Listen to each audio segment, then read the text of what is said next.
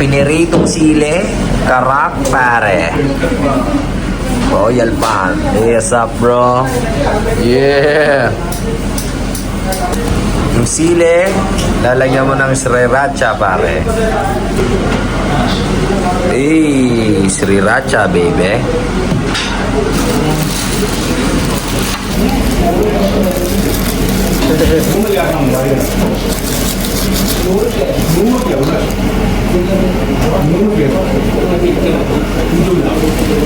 Up.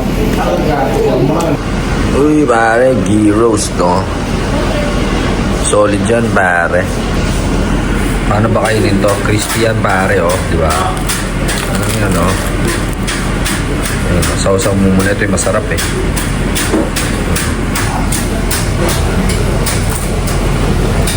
Hot. Top bro. Royal pan, sarap. Sa gilid. Yosing konti. Angas. Time check 11:36 mga tol. Papa dyan, sinong katabi natin? Ayan, si Mrs. Ganda giniginaw oh, yung beautiful wife ko. Giniginaw ka, asawa? Bakit naman? Painitin ko. Ay! Painitin ko raw siya! Asawa ko talaga, medyo pili eh. Oo naman, iso. Chicken adobo, yung balot binibenta sa kanto. Ayun oh, doon ng asawa ko yan. Anong oras na? Uy, alas 2:35. Kain muna kami. Uy, parang talaga ako baby oh. Guys oh. Ay, sorry na lang. Hap. Hap, asawa. 6:23 na ng umaga. Tulog na yung misis ko. Ayan po, kailangan ko mas malaking kama. Dito lang ho ako. Ayan no, ang laki na yung space niya. 7:53 mga chong, punta tayo ng simbahan. Simbang gabi tayo, boy. 108 kilometers tayo na si Mrs. Day 50, kakabangon-bangon lang namin. Diretso tayo simbahan mga tol. Walking kami ni Mrs. Sawa. Simbang gabi eh. Outfit check mo kasawa. Outfit check. Outfit check. Moment From where? Uy, New Era. Uy, six packet. Uy, Under Armour.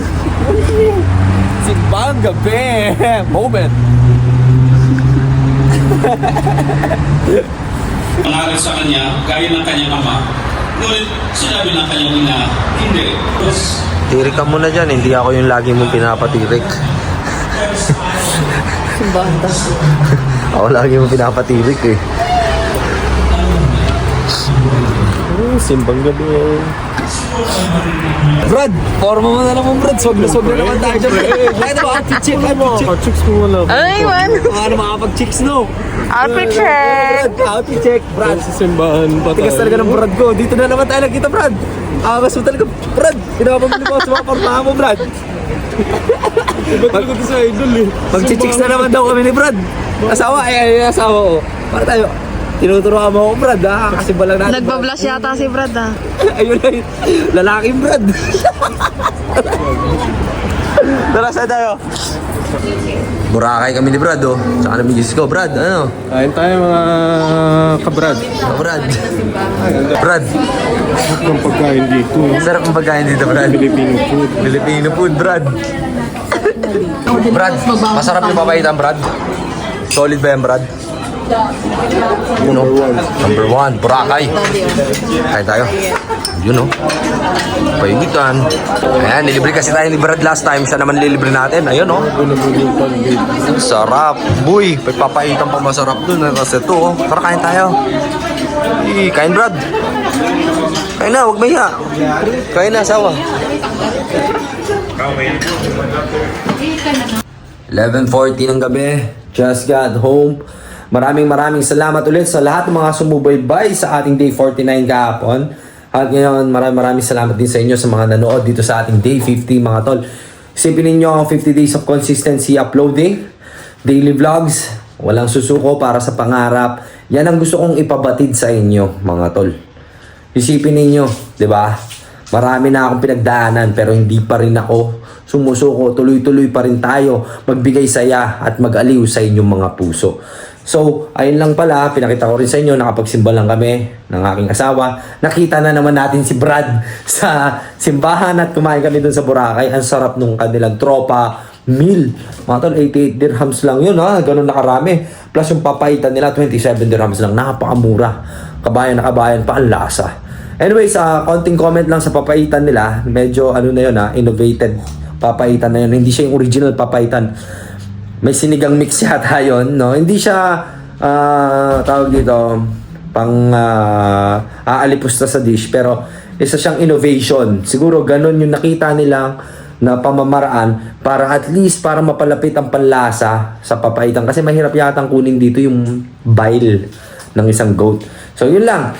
Sa mga ating mga tagasunod dyan, ito kayo. Maraming salamat sa inyong mga komento. At syempre, alam nyo na yan, this is Billy Jack Sanchez. You wanna know why? Always saying, don't hate, spread love, and educate, and let love seize the day. Ako nga pala, ang Weedman ng Pilipinas. Thank you for watching my Day 50. See you on my next vlog. Peace.